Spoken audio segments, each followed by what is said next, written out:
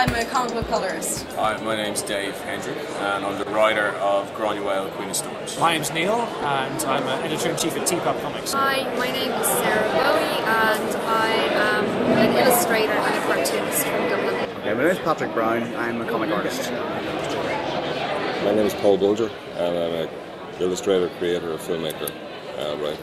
Lots of it. My name's Debbie Jacobson and I make comics, and I am a founder member of the Comics Lab in Dublin, which is a monthly meetup for comics creators. Well, it's a really interesting time in Ireland, I think, because it's just in its very infancy and there's a lot of energy and enthusiasm there for making independent comics, and all sorts of new makers and young people are getting very interested in the scene. So even though a lot of other countries are way ahead of us, in a way that's not a disadvantage, because we can shape it, we can make it happen in the way that we want, which is really nice. I think it's at a very young stage, it's sort of in its infancy. I think literally year on year the indie scene in Ireland is growing. I think in the last 5 years the indie scene has really developed and really grown. I can really only speak for Dublin, I suppose, because that's where I'm based. But I've seen the Dublin Zine Fair, which started 5 years ago. It started very small with not so much variety, and this year it had so much variety on it. So you can see it's growing. Independent comics in Ireland are slowly building a community. I say slowly because while there's a lot of shows and a lot of activity at the moment, there's always been activity. For the last 20 years there's been people publishing, if not longer. I think independent comics in Ireland are creatively fantastic. There's a lot of work being done, a lot of great work being done, a lot of work that isn't so great but is formative, and the people who are doing it are going to get better. And it seems to be feeding into professional comics as well, because you've got people like Declan Shelby and Stephen Mooney, like Eric and Will Sliney getting work professionally in America. And hopefully that will be the case for a lot of the small press people as well. I think it's great at the moment because there's a bit of diversity, but I also sometimes get the feeling, and it's because of my age, I can see that sometimes, I won't say people say this, but I get a feeling that people think it never happened before. It did. In the mid-80s there was a magazine in England called Escape, and there was a small press thing going on back then, and it's been going on since the 60s, if not before. And I was kind of, when I was in school and college back then, we tried to be in that thing. But there was no social media, and there was only a post box and an envelope, and you'd be posting stuff to each other, photocopying new magazines. Some of the benefits are that you have complete control over the creative process.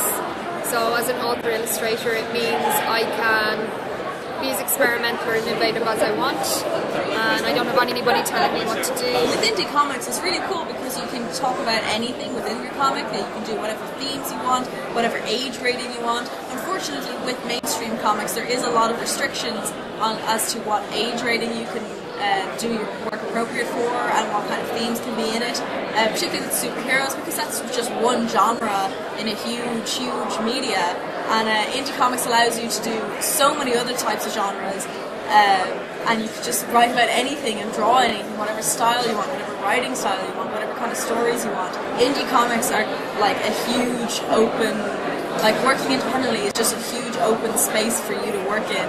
Over the years it's given me the opportunity to build a following and a name for myself, and build a body of work that I can then take to, if I want to take to established publishers, to kind of prove my own worth and use that to build other projects. The pros are that you get to create your own content without editorial interference. So if you're in a big universe like Marvel, you have to stick them in the history, make sure you stay true to the characters. If you're independent, you can do more of what you like without less oversight.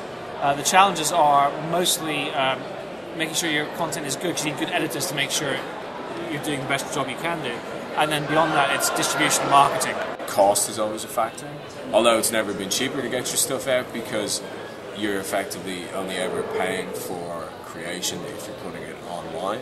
There's no free resource online in terms of bandwidth and infrastructure from like a WordPress account or something like that. You can put your stuff up. So really, you're paying for your artists, and colorists and letterers. So you've taken, if you're not printing, you've taken that cost out of the equation. So that's about the biggest con still is cost, but then you're putting that towards creating something. Other than that, I suppose it's the volume of work that's out there as well. So it's very hard to stand out when everyone else is doing it as well. So you've really got to have a proper strategy about putting your work front and centre. Well, the barriers to entry have never been so low. It's so easy for someone now to get in there and like do webcomics and become very popular and successful. So that's great. The flip side is there's less filters on what's good or not. So there's so much content now available. Only a fraction of that is stuff that's very good. But I think it's a great thing because the good stuff always gets seen eventually. It may take time, it does get seen. And so that just raises the bar for everyone, right? So I think it's a brilliant thing. Struggles would be getting your work out there, getting your work to market. You have to do a lot of the legwork yourself. You don't have a publisher distributing your work for you. So you have to attend the fairs, you try to sell online. So yeah, you have to put a lot of time and energy into promotion. It's my job and my work normally is in film.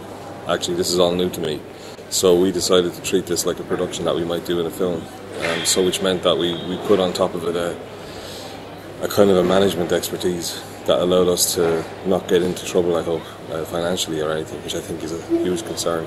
But what I did do is I brought in some experts from comics and from graphic design who designed our logo. So I didn't try to do everything myself, and I think that's probably one of the cons of independent publishing. Maybe people do everything themselves, but a bit of experience I have of doing things, you can't do everything yourself. So I brought a little team together to avoid that. Yeah, I publish online depending on the project. Well, this one I did publish it originally as a webcomic, and that's why it's in this format. So it's kind of screen friendly, and it's kind of in a screen format. And then that was nice because I got to see it grow, and I could kind of read it back every time and see where it needed to go, what I needed to do. So it was a real kind of learning thing. It was really helpful. Yes, I do. I serialise most of my comics online. This has been running at the rate of a page a week, mostly, since about 2007. And I find that is a great way of motivating myself to get the work done, because it means people are waiting for it. And it has meant that I've been able to keep going for 7 years and actually complete the story. Yeah. Other than the book here, pretty much everything I've done in the past has been online. So I worked on DC's old online brand Zula. So I had a book on that, which is available through my website now as well. I've done some kind of ashcan type comics which are available in both print and online. Again, if you go to my website, davehendrick.com, get them there. And then, so this is the first kind of big book that's been out in kind of printed form. So yeah, there's quite a body of work on. Social media can be used so greatly when you're an artist or a writer working in comics, like Twitter, Tumblr, Instagram. All of these websites are so amazing for image sharing, which is of course great for visual medium. And then you can also like reach out to your fans and interact with them and people that you want to sell your work to in such a personal way that it really has completely changed how comics work. So Twitter and Tumblr and sites like those can really be used to let your audience know what you have coming out and where they can get it, which can be so helpful, particularly actually for indie comics, because people might not know where and when they can get it compared to mainstream comics, which are always like well advertised online and in catalogs and things. So Twitter and Tumblr is excellent for that. Using social media as somebody who draws or starting to get more into doing comics and probably going to do a whole lot more is great, because like for example, as an illustrator it's great because you can show your stuff off without even having a website. You can put it on whatever the sites are, which is good. I have stuff on Behance.net. I just put up a portfolio of all my different bits on that, like animation through comics, through whatever. But I think what was great when we did the Kickstarter, what was great was we had a lot of immediate reach to people. So I think it depends on what you want to use it for. It's great on every level. It can become a bit over the top though. You can end up spending too much time on it. That's it. Just telling your friends what you have for breakfast. We do, as a company. I personally suck at social media. I've never really enjoyed it. I'm not good at it, and that's shooting myself in the foot, I know. So I try and make an effort to go on it. But I find either it's boring and dull, or it's too interesting, and I just sucked up all my time, and I keep reading everything that's there. So I think you have no place being in a public-facing industry, like entertainment industry, without being on social media in today's world. Having said that, I'm still really bad at it. I'm learning what I'm doing. It is important because it's a way of continuing the conversation about your work and about the things you're interested in with people who are of a similar mindset. It can encourage new readers in the door because social media through shares and retweets builds an aggregate audience as content is passed around the web. So yeah, it's very important. From an Irish perspective, my favourite comics around at the moment, certainly Paul Balger's Hound book is amazing, and really looking forward to Volume 2, which has just been funded on Kickstarter. Sarah Bowie's work is really interesting, and she brings a real new aesthetic to Irish comics that we haven't seen before. There's this book, which is called More Life, and it's the observations of Sarah Bowie of some people who frequent this mall, and it's just beautifully observed, and there's a lot of narrative work in it, which is really experimental and nice. At the moment, I've really enjoyed work by Brecht Evans. He's a Belgian comics maker.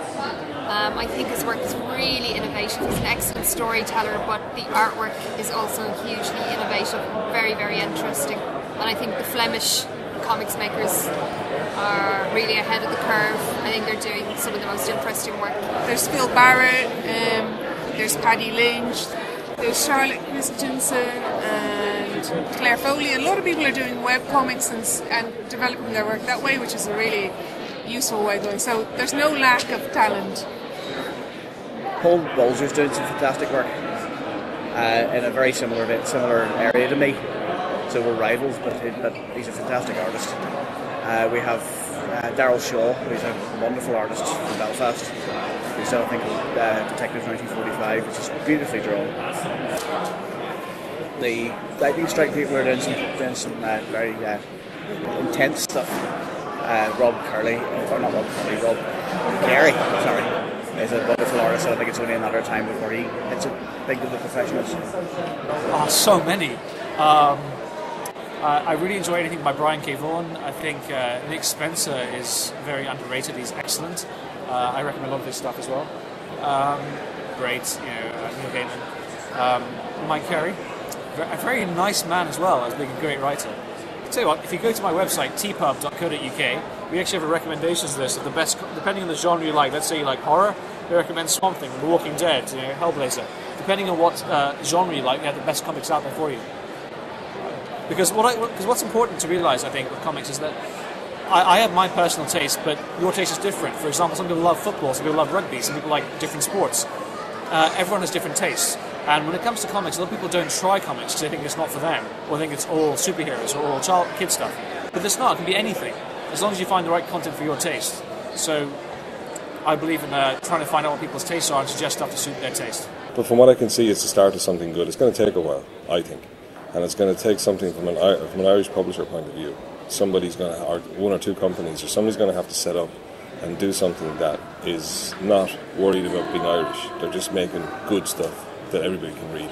Being hung up on trying to produce Irish comics, I think, will backfire on them. Because I don't think Americans make American comics, they make good comics. Japanese don't make Japanese. We call them Japanese. I don't know, do they call them Japanese? They just do their own. Do you know what I mean? Why do we always have to say, here's my comic, it's Irish, you better like it? So, you don't have to like my book because I'm from Ireland. Like my book because I think it's good. That's what I would say.